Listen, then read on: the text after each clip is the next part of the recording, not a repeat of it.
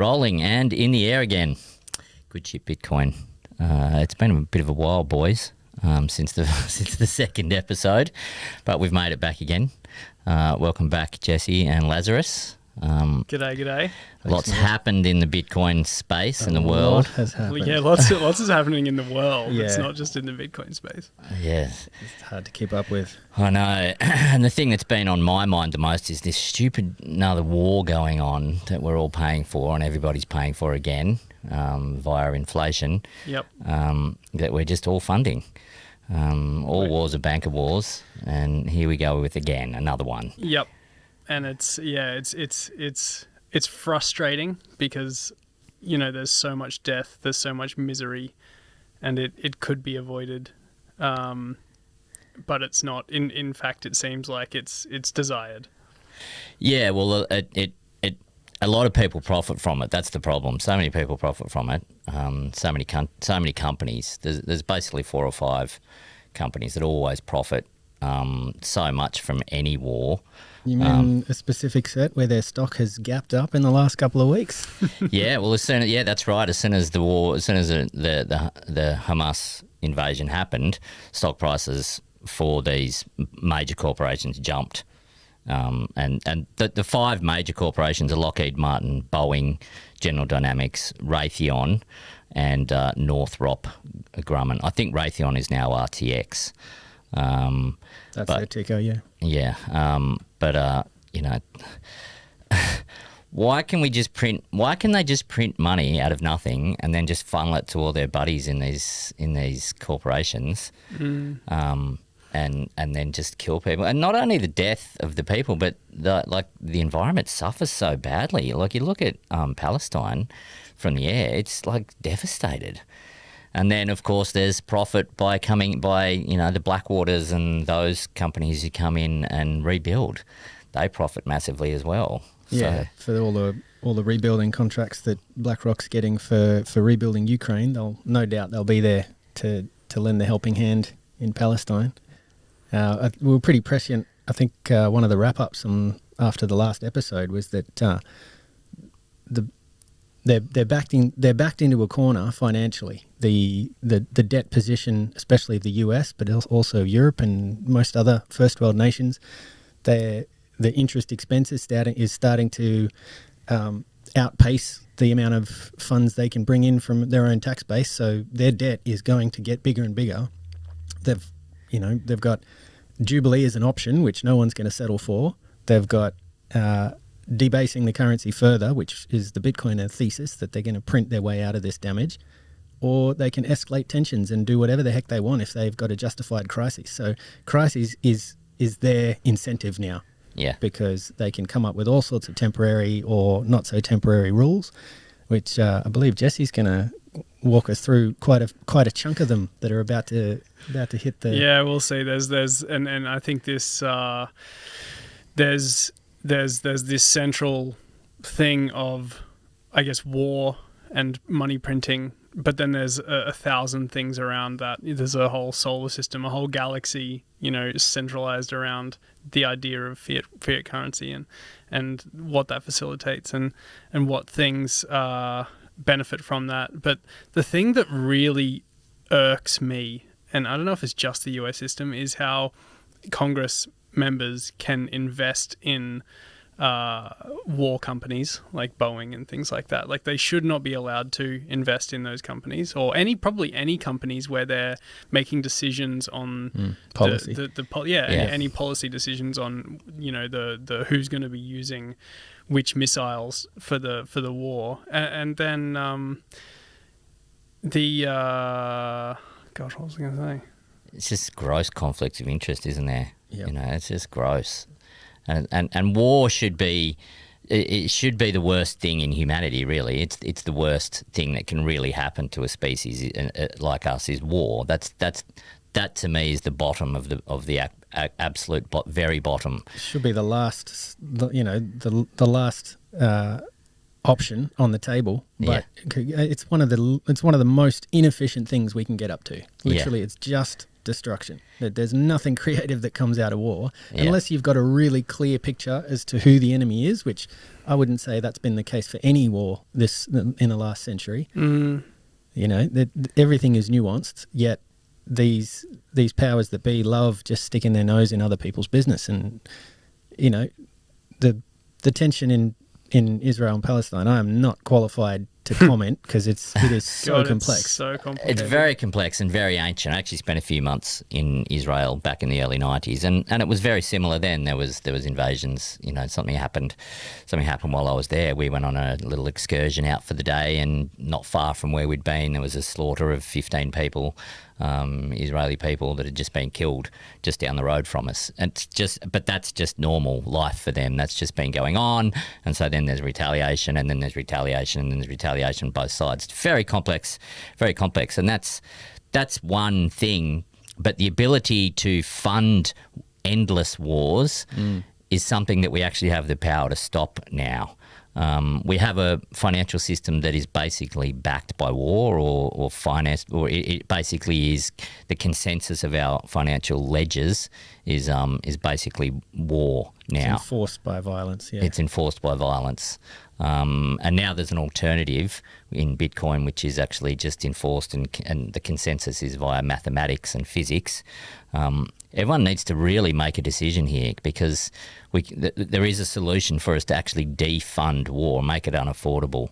It's not going to be simple. It's not going to be quick, but it's a protest vote that we can all actually do. We can all do it, because you feel very powerless watching Ukraine and watching Israel and watching all these endless wars that have happened, you know, all through our lifetime, all through the last 50 years of the fiat monetary system, and we can actually take a protest vote and move our financial value out of that system into this new system. And if everyone did it, it would probably put an end to these endless wars. You know, difficult, but it's something that we can all do. And I think it's a Bitcoin narrative that needs to be pushed, because I think, you know, there's a whole lot of reasons to go for Bitcoin. A lot of people don't really understand it or go for those narratives that we push, you know, ethics and all those sorts of things. But I think war is one of those things that everyone can really get behind, can't they? And I mean, everything we do is a social experiment. Everything's unprecedented. We're constantly just trialing by error. But if this is a social experiment that could work, it's worth giving it a go. It's worth trying. We've tried centralized money. We've tried that for several hundreds, if not thousands of years, and I don't see things changing anytime soon. And it's not even just the war on the physical front. It's not just the, you know, good guy killing bad guy. It's what the IMF does and what the World Bank does in their like, you know, hidden wars, where they're physically or they're financially suppressing the poor people for the benefit of Western nations. You know, there's all these hidden wars going on everywhere at the moment that no one knows about. But people are dying. People are poverty stricken. It's more abstract power rather than just out and out kinetic power. Exactly. And it's disgusting. It's as disgusting, and it is based on exactly the same principles of printing money out of nowhere. Here's $5 billion, but we're only going to give you this $5 billion if you do X, Y, and Z. Well, if it weren't for England working through the BIS and the League of Nations, Israel wouldn't even exist. So it's certainly, I mean, it's a complex situation that goes back hundreds of years, but it goes back probably 10,000 years. Sure. But at least, you know, them the Jewish people being exiled from you know, the Arab nations, that, what was that, like the 14 or 1600s or 1400s, I think. But yeah, no doubt the complexity goes back longer than that. Still, you can never justify a wrong because of another wrong. 100%. That's never going to work. Yeah. And it's this. I was thinking about this the other day. I'm like, this genocidal, you know, bloody thing that humans do is disgusting, but we've done it so many times. And we never learn. Like, you know, we're sitting on stolen land here, The Aboriginal people who were here had a pretty all right existence before we got here. It was, not utopian, and it was not a Western society at all. It was its own thing, but it was still a thing. The whole idea of terra nullius is pretty far gone, and they did exactly the same thing to the Native Americans in America.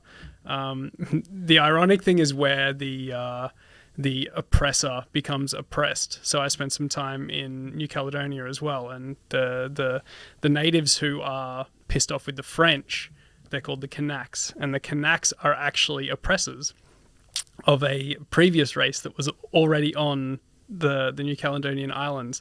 And I think 1,000 years before the French that got there, the Kanaks came down from the north and killed off all of the indigenous people who were there. So it's this thing that we just do over and over again. This fight for power, this fight for new land. There's complexity to the Maori native title, where if you talk about some of the history before that, they're the original people, all right?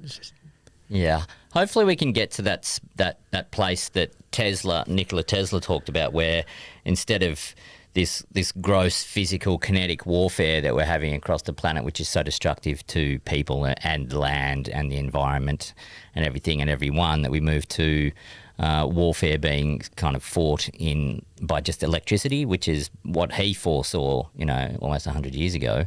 And that's, I guess, the hash war theory, is that, wars will be fought via electricity, people just competing for hash power.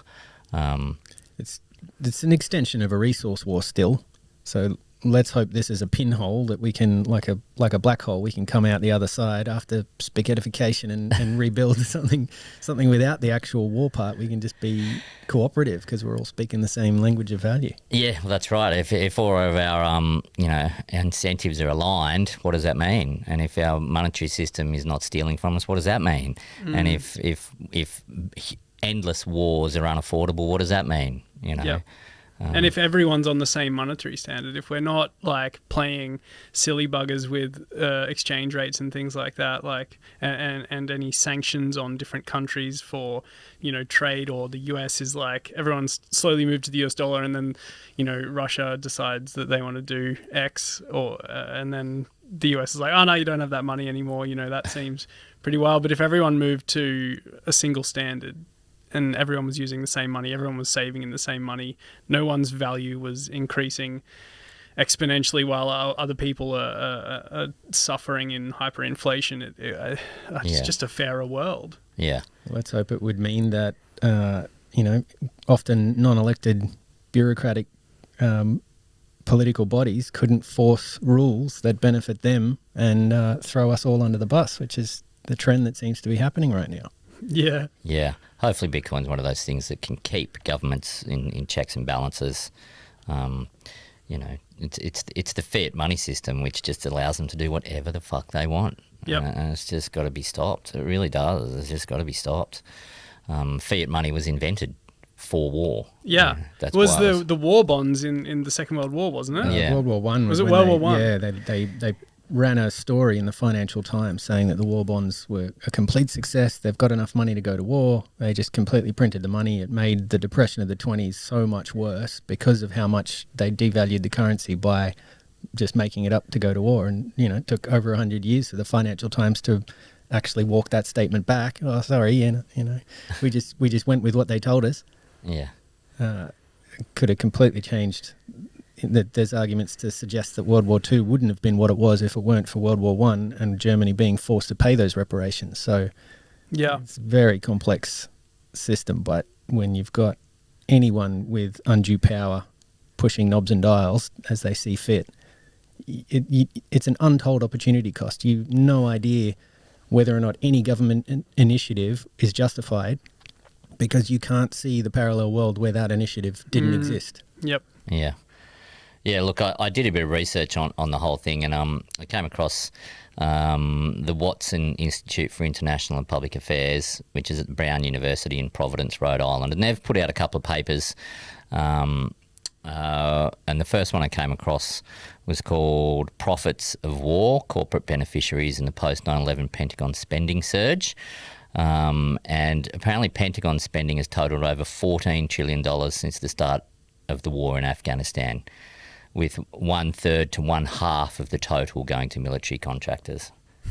So we're talking, if it's a half, that's $7 trillion going to, to just corporations. What's the US GDP? Does anyone know? No, not familiar. Not familiar, but It's if there's profit involved, there's just going to be war, If there's no limit to the amount of spending that can be done on it, then there's going to be no limit to the war. So we need to limit it. It's just dumbfounding. It's just dumbfounding. But most people are just completely unaware of it. Well, there was also, all the weapons that were abandoned in Afghanistan. Wasn't that was in the 800 billion estimate in terms of valuation of the helicopters, tanks, semi-automatics, just RPGs, just literally Just- vehicles left with the keys in the ignition when they just all pulled out in a hurry. And I think it's Marjorie Taylor Greene's out trying to say, like, we need to follow these serial numbers, because if we can prove that any Hamas attack was assisted by getting weapons from Afghanistan, it's more fuel to the fire to say that we shouldn't be mingling in any of these wars. Yeah. Yep. Yeah, the assistance of Hamas, I think, is it's a scary world to start talking about that kind of thing. But it seems like Israel, they're not like, okay, this is such a fucking hard thing to work through. But what happened was disgusting. I think you have to preface that. People should not be slaughtered anywhere at any time in the world. But has Israel now got a moral excuse to Retaliate. to bloody, defend the Very country bloody. by murdering 2.3 million people, or just shooting bombs? Well, under the guise of eliminating Hamas. They're not even, they're dropping bombs on people that have fled the areas that they were told to flee from. Yeah. Right. From the north of Gaza to the south, there are people getting collateral damage while they're trying to follow those directions. Yeah. But hospitals being bombed, aid systems are being completely shut down. And it was a terrible situation already. It was an open air prison. Yeah. The Gaza Strip was not a nice place to be. And it's not anyone's fault that this happens, but people in prison tend to hate the guards, and what has happened, by eliminating certain members of a political movement, they think that the political movement's going to go away. Like an idea doesn't die. You're just strengthening this idea that Israel is the oppressor. And that as a young person, if you're like a 10-year-old growing up in Gaza right now and you're being bombed, imagine how that's changing your psyche. You're not a Hamas fighter. You're not a terrorist. You're a 10-year-old kid, and you're seeing these bombs come flying through the sky, and you're having this, this rhetoric pumped into you that the enemy is forming and you should fight against them. Yeah, exactly the same as Afghanistan. Yeah, you cannot kill Hamas. It's an idea. It's not a group of people. So this idea that we're gonna go in there and kill everyone that's in Hamas is completely ridiculous. But Israel are using what was a terrible thing to justify an even worse thing. And it's disgusting, and it's not funny. It's ironic that there's two countries right now invading other sovereign nations. One is put up, and financially repressed, and for whatever reason Russia's doing what they're doing. I don't know. Putin's a smart dude. I have no idea what's going on, but I'm sure there's more to the story than just an angry guy who's a bit crazy, as the Western media would have you believe. It's an energy gameplay from what I can see. Yeah, he was also, the NATO disputes have been happening for a very long time. And it was Gorbachev was in with the original agreement with Bush 1 that NATO was not going to expand its borders toward Russia. And here we are, there's like 6 more countries or something have been added. And there's Ukraine sitting on the fence. And So it's you like, could well, argue that Russia are defending their national interest. Some would, some do. 100%. Well, at least he's holding true. He said, if you advance NATO, I will attack. Yep. And you've got another country who is doing the same thing, and they're morally justified in it. It's hypocrisy at its finest. Yeah, and it's just you're just got to keep following who benefits from all of this. Yeah. The World Bank estimated in March that Ukraine would need 411 billion to rebuild after the war. They'll give that to them in a loan. Yeah, that'll be BlackRock. That'll probably get most of that. And I've never seen a centralised government initiative that came in and on budget either. So they say 400 billion, but who knows what they'll end up actually giving them. Yeah, but it'll probably. be, we'll give you the 500 billion, but for that, we're going to have to install some US military bases there, right. and who knows what else. The old structural adjustment. Structural readjustment, yeah. It's as Saifedean Moose has written in his book, The Bitcoin Standard, for as long as the government could print more money and have that money accepted by its citizens and foreigners, it could keep financing the war. So it's just going to go on and on until the system's, completely demolished, really. Yep. It's just going to go on. And it's, there's a whole, Bitcoin is bad for the environment FUD, which is pretty old now and is really probably going to change with BlackRock coming in. I think they're going to push that in a completely different direction, and we're already starting to see that. But if you think that Bitcoin's bad for the environment, how bad for the environment is the Department of Defense? Because there was another paper from that same Watson Institute from Brown University. It was called The Pentagon Fuel Use, Climate Change and the Costs of War. It was written in 2019, so it's a bit old. But the US Department of Defense is the largest institutional consumer of fossil fuels in the world and a key contributor to climate change. Between 2001 and 2017, the years for which the data is available since the beginning of the war on terrorism, the US military emitted 1.2 billion metric tonnes of greenhouse gases. More than 400 million metric tonnes of greenhouse gases are directly due to war-related fuel consumption.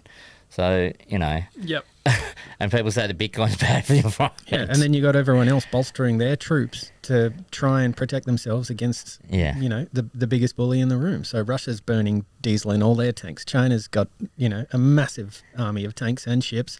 They're all sitting there purring away. They cost steel to make steel, concrete, like all the resources that we're squabbling over, especially oil. And so much of it just gets burnt for this crap. Yeah. Just so much of it, just burnt. Not only that, especially with the Israel-Palestine situation, that is literally the cradle of civilization. There are so many ancient sites there, just like when the Library of Alexandria got sacked. That knowledge can never be regained. No, it's lost forever. The history, the depth of culture that we're throwing under the bus here by even just abiding or in any way allowing conflict to happen in these places. This should be sacred ground. Yeah. God, let's hope that Bitcoin wins, really, because we need endless wars to stop. Well, let's touch on some of the new things that are coming out that are coming up against us, because this is what we need to understand how bad they're going to. We're getting to the fight you stage, right? They're coming to fight us, and I think one of the things that we can credit Bitcoin for is that it's forcing their hand. They have to either continue printing money or change the rules because they're losing to a sound money. Here we go, that they're now trying to change the rules. They're saying, sorry, just because this, it's just maths, it's just technology, but because we don't like it, we're going to start making it harder and harder and harder. So they're just moving the goalpost. They're going to start teleporting the goalpost soon, and that's pretty much what they're about to do. Yeah, I think, and we talk about the endless wars going on. As long as you can keep printing money and the civilians will keep accepting it, then you can keep funding wars until eternity. But we're getting to the point where people are realizing that, actually, have you done the maths? Like, the Greg Foss line, do the maths. Yeah. You know, so people like the general conversation is turning into, have you seen the debt clock? Yeah. You know, have you heard about the debt spiral? Have you, you know, these you know, mate to mate conversations where people are talking about the inevitable decline of the US dollar is normalizing. Yeah, that conversation's coming up a lot more. I've Yeah. seen that just the people addressing this whole debt thing. Like, Yep. it's just so goddamn big. Yep. You know, And people can see the writing on the wall. And you know, this has happened throughout history. Like the Roman Empire is a great example of what happens when the people lose faith in the coin, and it just slowly dies and falls apart. The whole civilization is built around Yeah. you know, the civilians having trust in their money Yeah. and using it as a store of value. And as once that trust starts to decline, the value seeks elsewhere. yeah, and in that decline, the people who are controlling the monetary supply cling on for dear life. They do whatever they can to shut the exits, to eliminate any other competitors. But imagine where we'd be without Bitcoin. Ugh. Yeah, be a terrible situation. Be nihilistic. That's how I'd be. Yeah, yeah. So my ears have been perking up a lot lately. There's a lot of things happening. There's a lot on this cybercrime thing, you know, the cyber pandemic. You know, we saw that from the World Economic Forum about a year ago, where they were preparing the public for a cyber pandemic, and it seems like more and more we are being prepared as you know, civilians for an oncoming cyber war.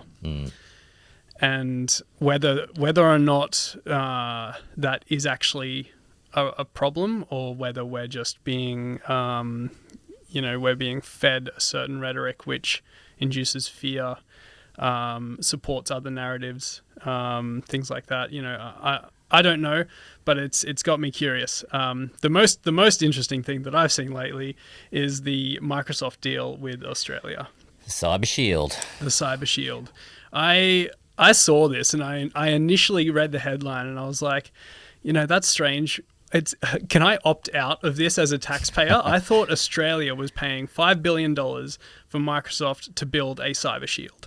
That's the way that all of the Western media have portrayed it, and that's how it seemed until I dug into it. And I, to be honest, I should have read an article when I first, you know, my ears first perked up. But it's the other way around. Microsoft are paying $5 billion as an investment into Australia, and then they're partnering with the Australian government to do what? And it's so strange. So I see this you know, partnership as Australia as the client and Microsoft as the vendor, but it's the other way around. Microsoft is the client. They're paying for something. They're paying $5 billion.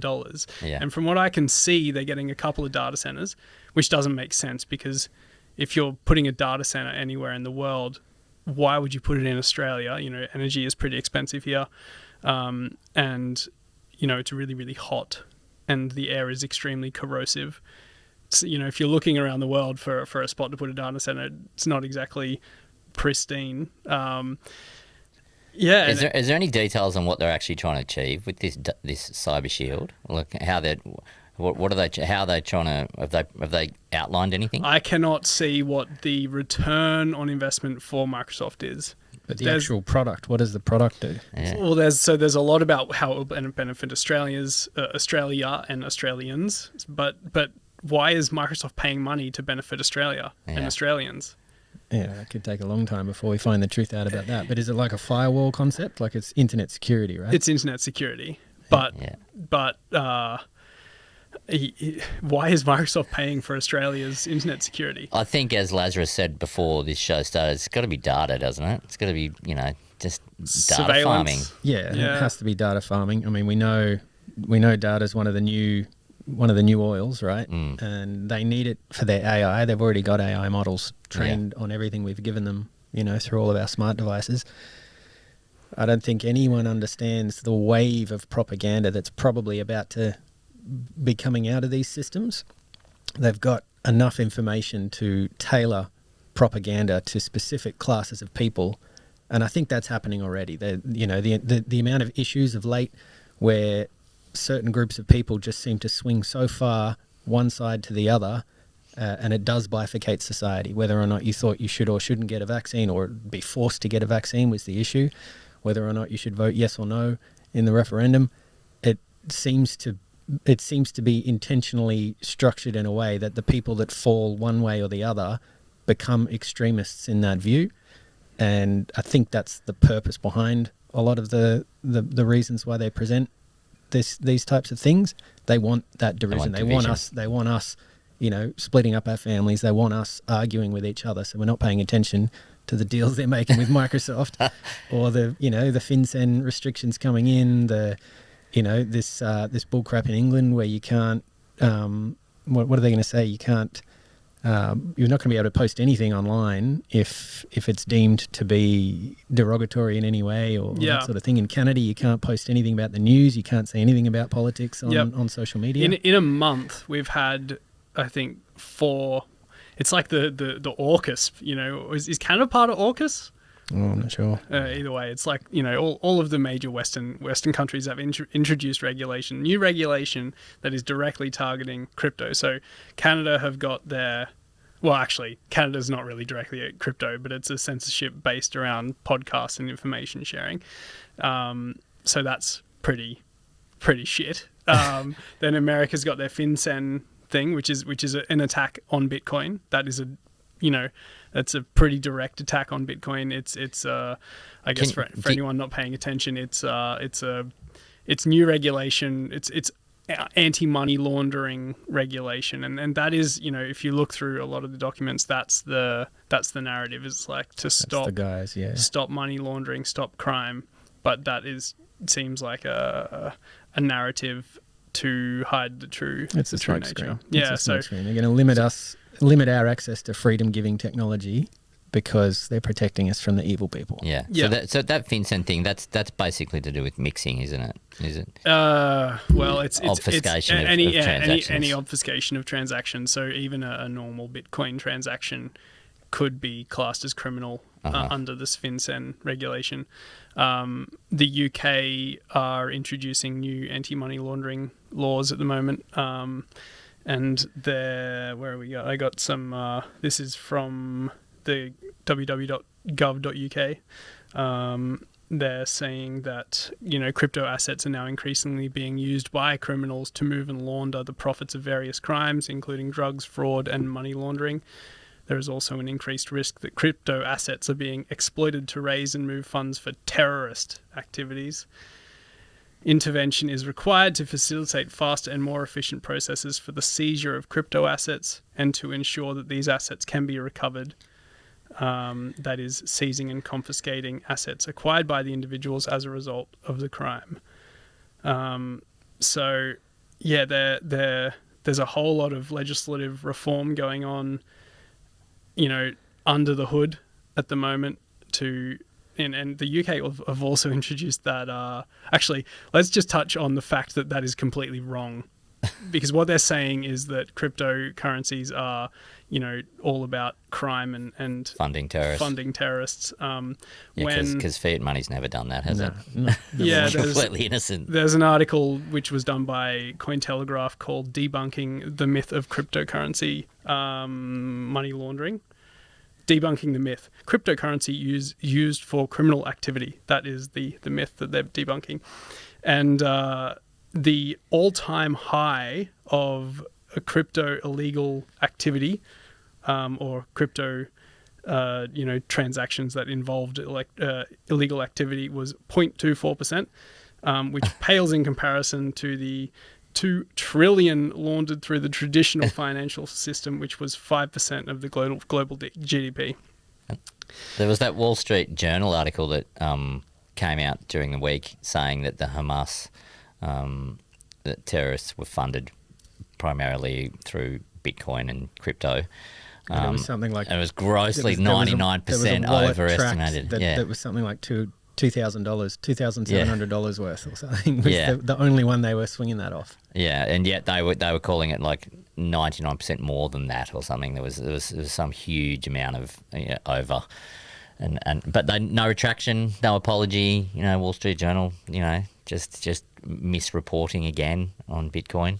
But HSBC, JP Morgan, the biggest banks have been well known to launder money for decades. They just pay a small fee. They pay a fraction of the money that they made in the exercise, and they get off scot free. But they want to know what you do with your little $100, peon. Yeah. This new FinCEN thing, that's not going to be good for Monero. Because their whole thing is obfuscated transactions. Yeah, have you seen the price of Monero since that? Yeah, it's not doing well. Yeah.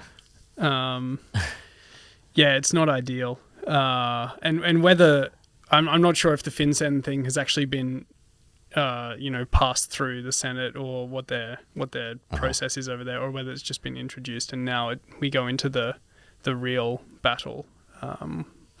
Which is where I guess it's good to have Bitcoiners in the system as well, not just outside the system. Yeah, well, let's hope that rings true when everyone's incentives are aligned through one particular system. You can even look at someone like a Janet Yellen or a Jamie Dimon who's done well jumping through, the corporate political revolving door system. They've garnered all their wealth just by bouncing from these well-paid jobs to well-paid jobs, often without, a lot of academics would say, without justifiably earning their value, yet they're still incentivized to want to be able to keep their wealth in a system like Bitcoin. Because, other than that, they've got all the assets, so they do have options, but they still would be better off in a world with Bitcoin than not. Yeah, I believe everyone's incentivized ultimately if you understand it. It definitely benefits everybody, really. Yeah, 100%. And the crazy thing is they seem to be I hate using the word they. Let's go with the UK government seem to be pushing towards making it very difficult for civilians to self-custody any cryptocurrency or I think use the escape was Christine Lagarde's term. Yeah. If there's an escape, people will use it. Yeah, so it seems like they would prefer a similar model to what we've got now, where there's banks or bank entities who custody all of the money, and they can stop transactions or check transactions as they're coming through.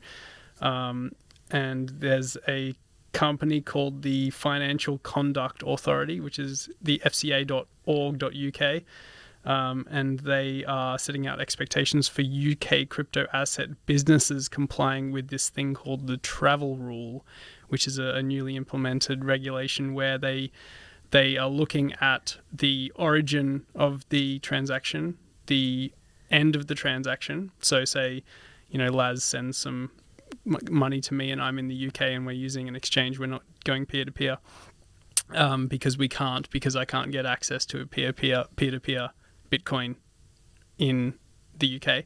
I can't buy it. So Laz is sending it to me through an exchange or through another, entity who is holding the keys for me, which is what the UK would like to see come in. They will analyze, the origin and then the send and look for anything that, seems wrong with that transaction, where it came from, who's it coming from, and then they have the full authority to take the money. And, I think there's even a thing where they can take the money and then they can use it to reinvest in, finding more money laundering. Oh, wow. Good luck policing that, really. Good luck with that. It highlights the need for us all to run our own nodes, really. That'll be the interesting enforcement to try and watch, is when they start actually going after people. But all they have to do is start monitoring examples, right? There's well-known examples out there. There's plenty of public Bitcoin voices that, if we all of a sudden heard that, I don't know, Andreas Antonopoulos just got lynched because he was running a node, they can filter through this crap and find something to throw at you. It's like Ayn Rand's old comment that, no, I'm going to mess the quote up, but it's like laws aren't laws aren't there to try to get criminals. It's basically they'll just keep changing the law until everyone's a criminal. Like they basically want you. They want to have something to throw at you, and we're already there. There's not a single one amongst us that hasn't broken some federal law in your own nation, and it's just stuff that we all take for granted. Speak for yourself, lads. I'm squeaky clean. I'm an upholding member of society over here, lads. Never crossed a road. Never. Away from a pedestrian crossing. No. So we've got the Canada doing some crazy censorship. We've got the US with their FinCEN stuff. We've got the UK with their Orwellian bullshit.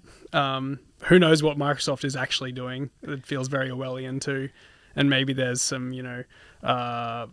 surveillance of civilians. What do you need lots of data centers for? I don't know. Data. It's got to be data. They're just feeding large language models. Is that what they're just trying to do? I doubt it.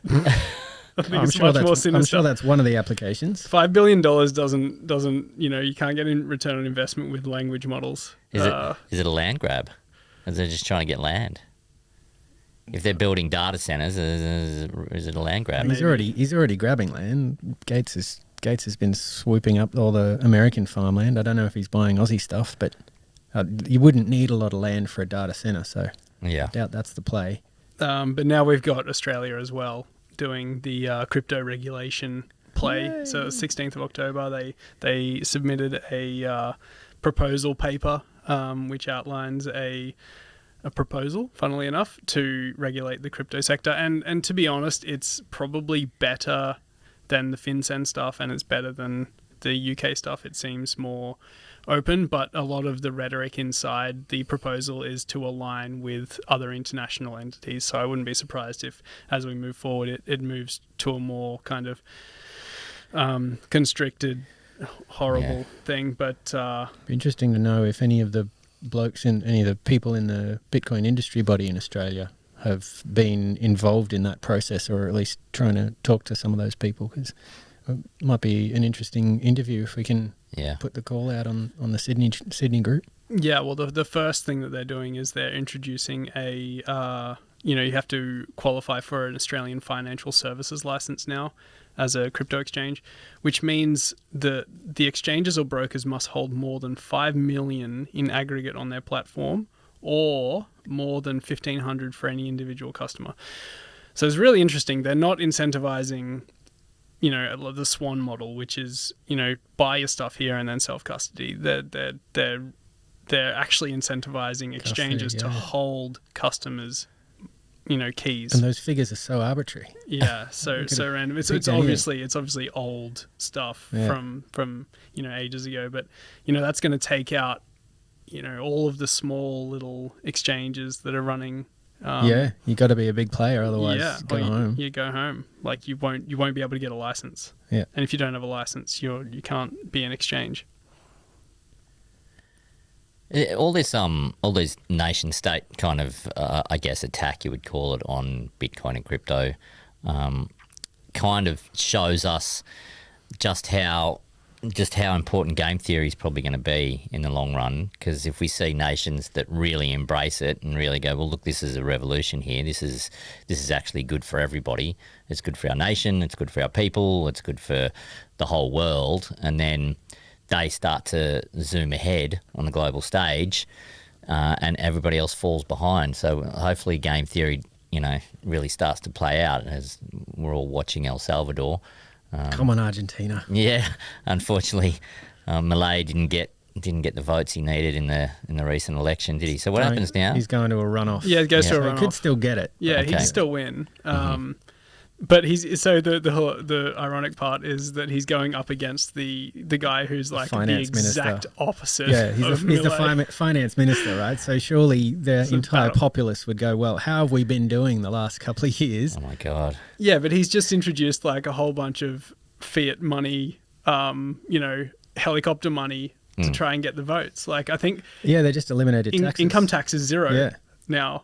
For 99% of the, it's anyone below a monthly income, which is like 98% of the populace. So there's a very small group of people that that are earning really well in Argentina relative to the rest of the people there.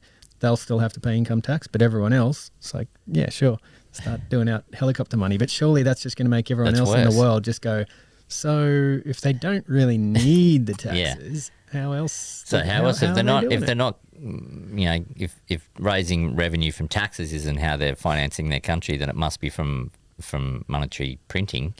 So that's just going to make it Yeah. worse Yeah, they're just going backwards. in their massive inflationary environment. Yeah, what are they, like 150% per annum now, or close to it? I think they're over 100. Debt to GDP. No, inflation. Their inflation. I think it's Oh, over right. 100 or 90 something. I No, think. it's definitely over Is it? 100. It's very, very, very high, which is crazy. I've got some Argentinian friends actually, and I was chatting to them about Javier Milei, and he's like so popular with the younger demographic for sure. I think if he doesn't get in this time, I wouldn't be surprised if it's next time. The fiat bullshit can only last so long. Oh, they've got so much, just like so many other South American nations. The people that do the deals with the IMF and with the Americans, they get their protection, they get their corruption racket. So let's hope he can survive to the next one, because Yeah, that's the key part. South America hasn't been a safe place to be in a lot of nations. Yeah, but the last also, couple of years. the JFK was assassinated as well. So it's not just South America.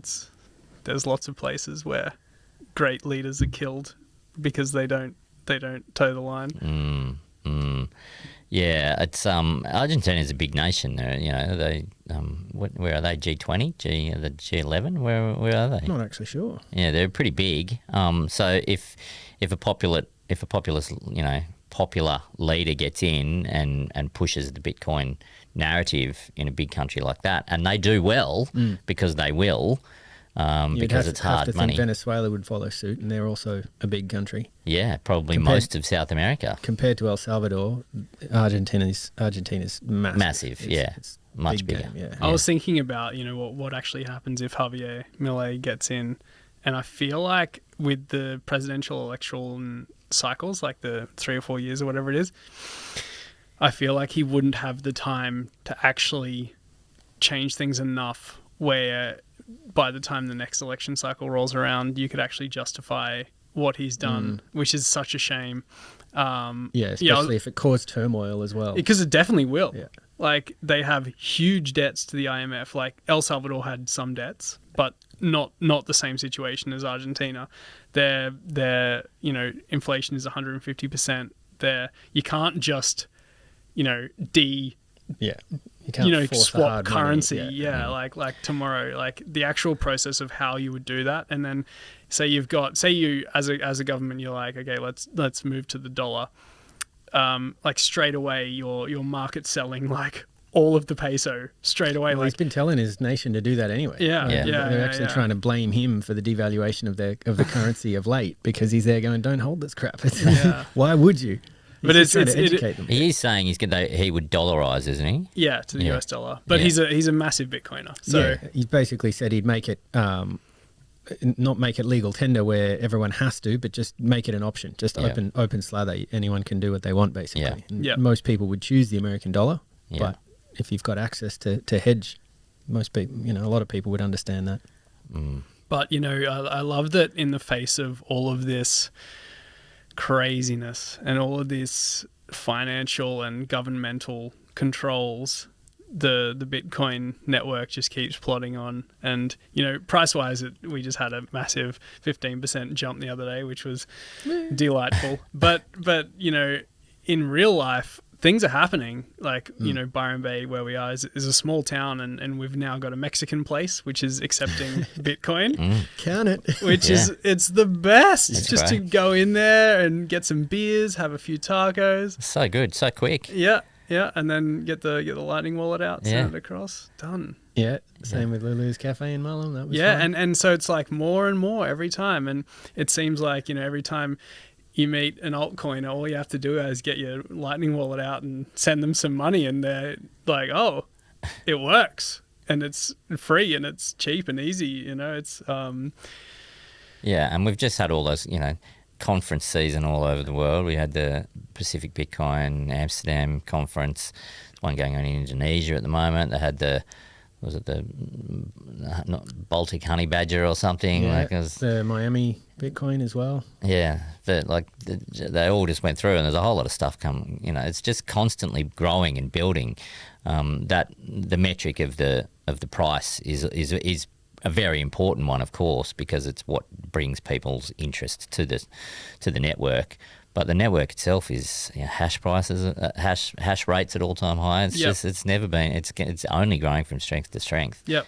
And I love that we're discussing problems as well now. We're not in some mystical land where Bitcoin and the Lightning Network are perfect, and we're all just going to stroll off into the sunset holding hands. There's a lot of high profile people who are bringing the problems to the fore. And saying very much in the culture. We have issues, and altcoiners see this as they're pointing the finger going, ha ha ha, we told you Bitcoin was ruined, but it's all of this stuff exists in other protocols as well, but it's just hidden behind layers and layers of complexity, whereas with Bitcoin it's such a simple system, and not saying there's anything wrong with Bitcoin, but more the Lightning Network and how we scale to a global system. Like, we are talking about and actively working towards a system that can scale globally. Yeah. Like, this is big shit. Yeah.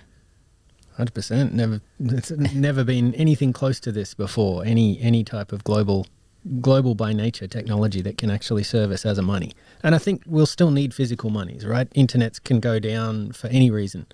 There will be local currencies, but to have a base layer is so fundamentally different to anything that's ever been tried before.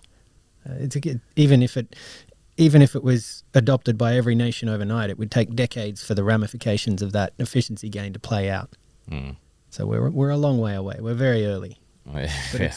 Yeah, I keep being reminded just how early we are, and I wish we were a little bit further along, but it still makes it exciting because when you're so early, there's so much opportunity. Yeah. All you have to do is occasionally get out of the bubble and talk to some, normal people, and you quickly realize that it's not a normal thing. There's so few people who, they've heard about it. At least the word is, in normal rhetoric now. People have heard of Bitcoin, but every time you broach the topic with someone who's kind of, I'm going to call them normal. Normies. You go through a solid hour of actually, You get an hour? How do you do that? Breaking down all of the FUD and trying to actually explain it to them. It's wild. I had a chick the other day who's right in the renewable sector. And it's actually just convenient that I understand the energy market really well. And she was super smart too. Like, she's obviously worked in the renewable sector for a while. And she was just like the classic Bitcoin uses energy rhetoric. And, when you actually explain to them how the energy market works, she actually understood it a fair bit as well. But having that buyer of last resort to help facilitate new renewable energy products is wild. It's wild. It really is. Yep. That's a game changer. Yep. Yeah. New South Wales was 79% solar the other day for a whole 24-hour period. 79%. This is, could it be for a 24-hour period? This is where it's summed up in that 24-hour period. Yeah. I guess we export as well to other states. So like we're generating and then exporting to other states. But yeah, so actually maybe it was peak. Maybe it wasn't energy for the full day. Maybe it was a peak demand, peak load in the middle of the day. Anyway, 79% is where shit starts to get, or 80%. It's where stuff starts to get problematic for generators and grid operators. And you end up in South Australia's position next year where they've got a huge oversupply in the middle of the day, and they're trying to turn off residential PV remotely. Can't they just buy more overpriced battery systems? With fiat currency? Yeah. Yeah. Yeah, well, it really does feel like it's primed for a bull run. It really does. It feels like it's coiled.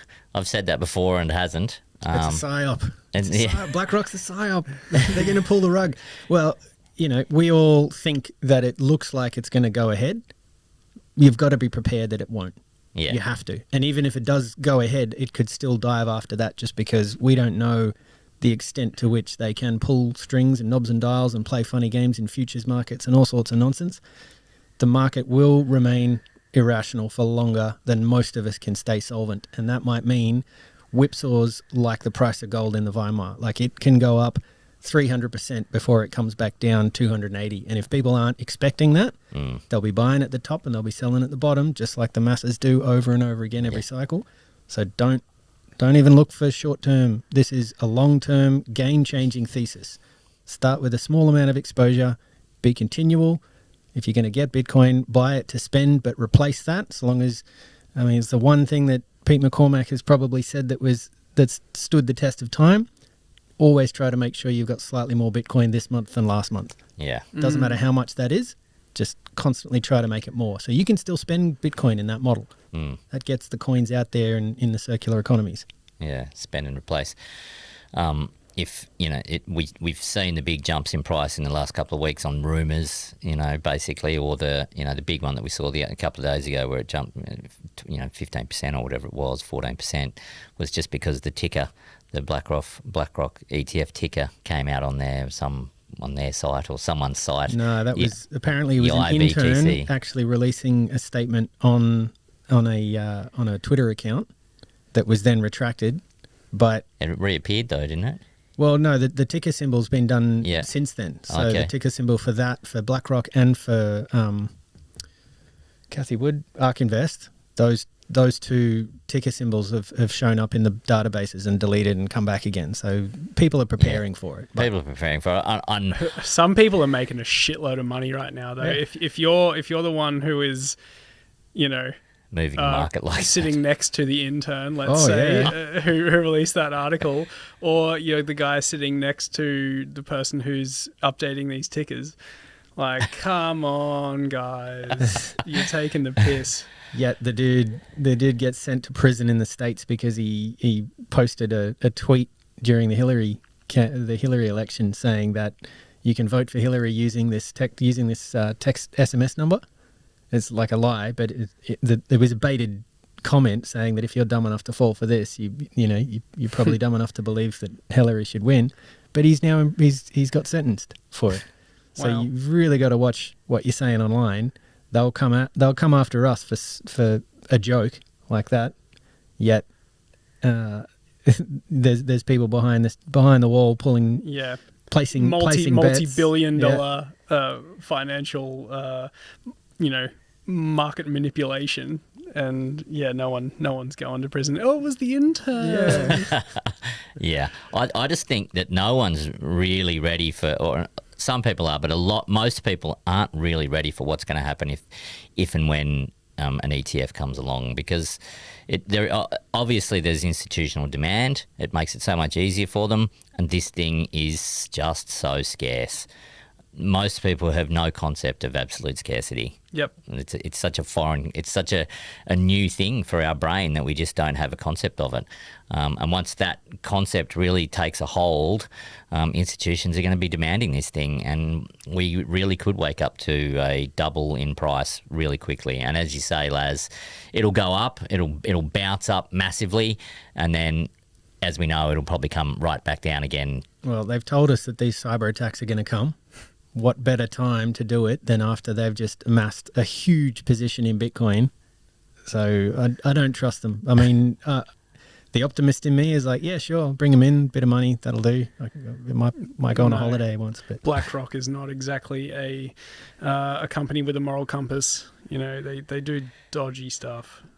Oh yeah, they're very dodgy. At least, stuff. And who are they? Who are they trying to serve? Are they just trying to make money? Because they can do that while still playing shenanigans. So if it ends up costing them money to throw Bitcoin under the bus, they'll do that because they get money at the cheapest rates. Mm-hmm. One good thing though is we do have, what is there, like 6 ETF applications in the States alone. Yeah. So it's not just BlackRock. It's at least it is some of them institutional. Some of them have to be buying Bitcoin in the back end. And not one company is going to have a lot of control or power because and their ability is still limited. This is a self-custodiable asset, so even if they do try to rehypothecate, which we know they will, that could break them if they kept trying to do it. But that could last decades. That could last 15 years before people slowly start scraping enough Bitcoin off exchange to actually cause another short spike. I don't think so. You look at the trend now already, and there's still a lot, on exchanges, but it's less and less every day. It's Definitely. It's actually a really nice arc. It's like the peak of the 2018 bull market was the peak of the balance on exchanges, and sort of from that point, it's becoming less and less and less, and it's actually an exponential curve to less as well. Yeah, but there's still millions of Bitcoins on exchange, and we can't fathom what effect the exposure to this degree of capital will have, especially with the complexity of other derivatives and all sorts of stuff. Yep. $1 trillion isn't even something that we can actually comprehend. If I borrowed $1 trillion off you and agreed to pay you $1 million a day, it would take 2,700 years to pay you back. Yeah, wow. So we can't fathom how much money they're sloshing around above our heads, and they've just been printing trillions to since raising the debt ceiling, they've been printing trillions since then. Yeah. So the debt is just jumping up in orders of magnitude, and it's going to continue happening. Yeah. But if BlackRock, for example, goes out on a limb and tries to suppress the price by putting funds at risk, there's another company, say ARK Invest or arbitrage, to see that and then blow them up. Because anytime you put yourself at risk, there's a risk. It's not just a free lunch. Bitcoin's got to be the hardest asset to play those games. Yep. Yeah, the market has a way of rebalancing itself. So I just don't think people really understand this scarcity thing. How great would it be if Bitcoin blew up BlackRock? Yeah, destroyed the company. These people might destroy themselves thrashing against Bitcoin, this immovable object.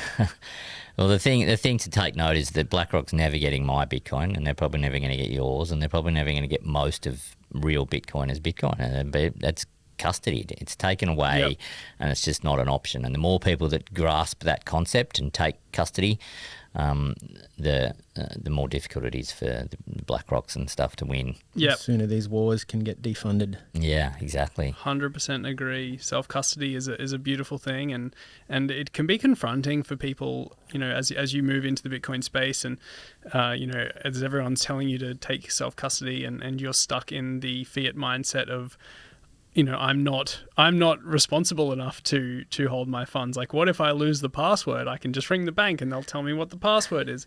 And it's this whole mind shift away from, the current system. And it takes time. And so I would say anyone listening to this who's not self-custodying, have a chat to other Bitcoiners, go to a Bitcoin meetup, check out Seed Signer. It seems complicated, but it's not. And if you do need help, there's 1,000 people willing to help you out.